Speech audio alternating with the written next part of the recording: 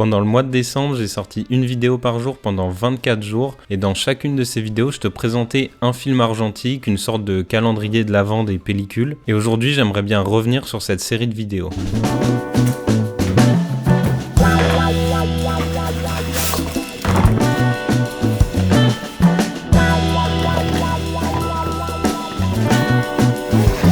Tu te demandes peut-être comment j'ai fait pour faire une vidéo par jour pendant 24 jours parce qu'en argentique, on doit envoyer nos pellicules à un laboratoire pour qu'il nous les développe et généralement ça prend plusieurs jours voire parfois plusieurs semaines en fonction du laboratoire. Donc tourner une vidéo complète sur une pellicule argentique en une seule journée, c'était vraiment mission impossible et honnêtement quand je me suis lancé dans cette idée de vidéo, j'étais pas sûr du tout de réussir à aller jusqu'à la fin. Alors pour augmenter mes chances de tenir jusqu'au bout du mois de décembre, j'ai commencé à faire des photos dès le mois de novembre. Donc pendant ce mois de novembre, j'ai fait autant de films que possible, de la couleur, du noir et blanc, du cinéma.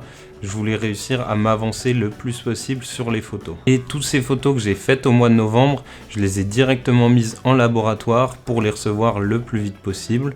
Donc pour le noir et blanc, j'ai donné les premières pellicules que j'avais pu faire à Antoine, ou Satchel sur Twitter, qui m'a développé et numérisé mes pellicules très rapidement d'ailleurs, merci beaucoup.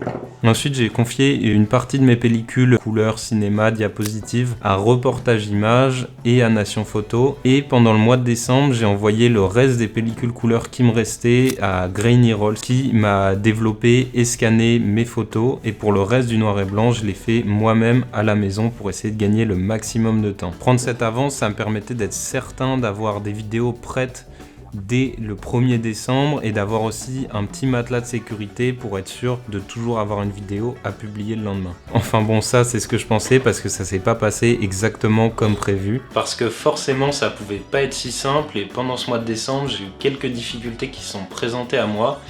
Et la première d'entre elles, c'est tout simplement mon Mamiya RB67 qui a décidé de ne plus fonctionner dès sa deuxième pellicule.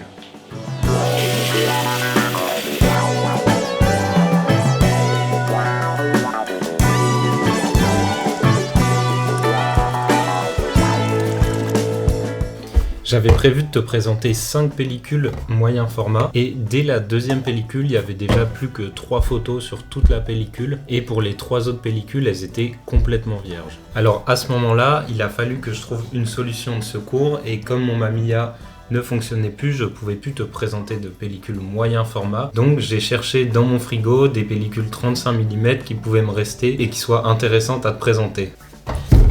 Et c'est là que j'ai trouvé 3 pellicules, 2 noir et blanc, la Agfa Pan 25 et la Agfa Ortho 25 et la Fuji C200.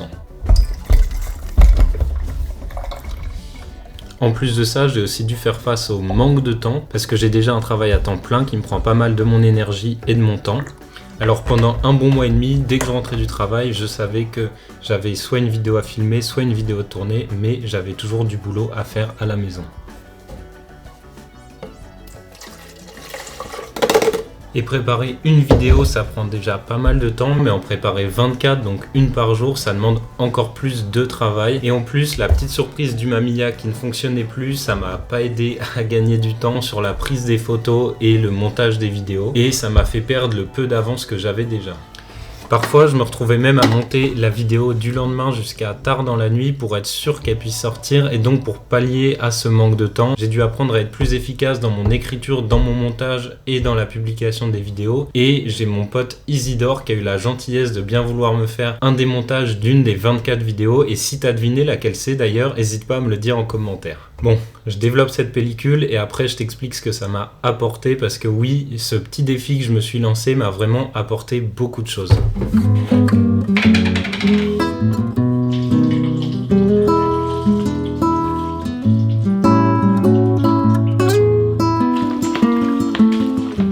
Ce challenge, il m'a donné beaucoup de motivation et de confiance pour l'année 2024. je me suis rendu compte que la raison principale pour laquelle j'étais pas régulier sur YouTube, c'était plutôt la procrastination qu'un réel manque de temps. Parce que cette année 2023, j'ai eu tendance à toujours repousser la mise en œuvre des idées de vidéos que je pouvais avoir et finir par rien faire du tout. Donc me lancer ce défi de sortir une vidéo par jour pendant 24 jours, ça m'a montré que j'étais capable d'écrire, filmer et monter une vidéo beaucoup plus rapidement que je l'imaginais. Surtout qu'avec les quelques imprévus auxquels j'ai dû faire face, certaines vidéos ont été écrites, filmées et montées dans la même journée.